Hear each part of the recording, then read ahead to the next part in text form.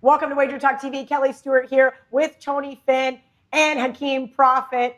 The Atlanta Falcons are a 4-point underdog to the Dallas Cowboys. Total 52.5. We've seen this one come down quite a bit, gentlemen. The Cowboys lose on the road to the Los Angeles Rams, and the Falcons get smacked in the face by Russell Wilson and the Seahawks. I'm not sure about this line move, but I just got done doing bet on it. And VR gave out the Falcons as his barking dog. And I'm going, Lordy, what am I missing here? Hakeem, your thoughts on the Falcons at the Cowboys?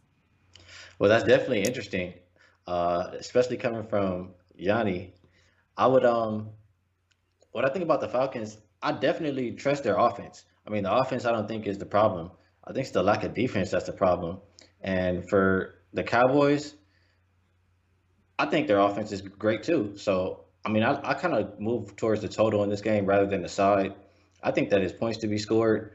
I want to say the total ticked up a couple of points, and I still think it's a good spot at, what did I see, 52.5. I like points to be scored in this game. And as far as the side, I'm not sure that I agree, but it's interesting to hear him say that.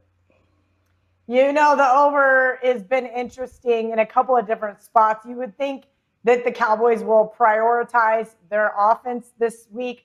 Last week, a little lackluster, honestly, but you're right. The Falcons showed some promise. Julio Jones had a great game. I only know that because I didn't watch a second, but I had him on my fantasy team, and I played against a guy who had Matt Ryan. Matt Ryan put up some nice numbers as well.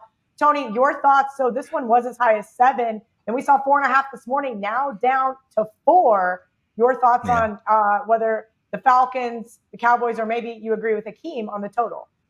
Well, I could argue both sides, I think, on this. I could argue the under, the over, the Falcons, the Cowboys. But the truth is that neither one of these teams are trustworthy. They're in my charts. They're not. In my orbit, they're not. Gurley, listen, Gurley's is a plus over last year's backfield that was always injured anyway. Julio Jones is still an all-pro wideout. 35-year-old Ryan is not an all-pro quarterback. He doesn't have that pocket presence he had. He's still a good quarterback. Don't get me wrong. In fact, the seasons he had for 15-16 when they went to the Super Bowl and had the epic meltdown against New England, they haven't really been the same since. The defense has been bad for a couple years. And all we have to do is look at it. If you watched any of that game last week with Seattle, I think, Coach Carroll did something unusual, way out of character. He's a run-heavy guy. He's an ex-DC. No, you're absolutely right, Tony. He let Russell Wilson have the reins and said, all right, Russell, go out and get us this W. And I was very surprised to see that. As I mentioned, I didn't get to watch the game. When you're not in a sports book, you don't get to watch 8 games. You only get to watch what's on your television.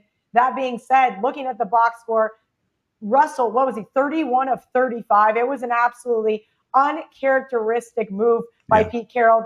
All he needed was a first down. He went for it on 4th and 5, monster bomb, touchdown. I mean, you're absolutely right. So you have to wonder, was that because he was playing the Falcons, or is that going to be a new style? Well, I think I wish I had that answer, because if I did, then I think we could probably make some money next few weeks, especially I think this weekend. But here's the deal: 31 to 35. You're right. Not only that, he did all of that. 322 yards against this Falcons secondary, which is leaky. They're so porous. It's incredible, and they have been for years. He was pressured. Listen, he just sat back there and let him come. He was 31 of 35 when there was combination of 13 quarterback hits, rushes, and 3 sacks. All those combination, 13 of 35, and still had only 4 incomplete passes, and 2 of those were dead drops. They were dead drops. That's how bad this Atlanta Falcons defense is. And this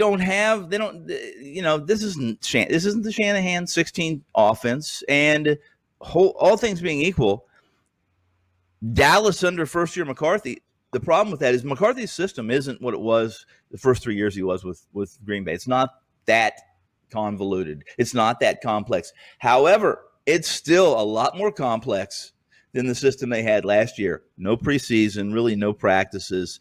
It didn't surprise me one bit that they lost to LA, and it won't surprise me one bit if a bad Atlanta Falcons teams goes into Dallas and wins. But I'm out of the room on this completely.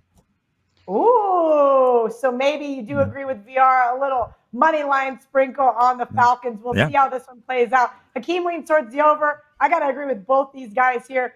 All right, Tony Finn at Finn at WagerTalk. Whoops, other side. Tony Finn at Finn at WagerTalk. Hakeem Prophet at Ski Prophet on Twitter. Make sure you guys are giving both of them a follow. Don't forget to check out their tip-off show.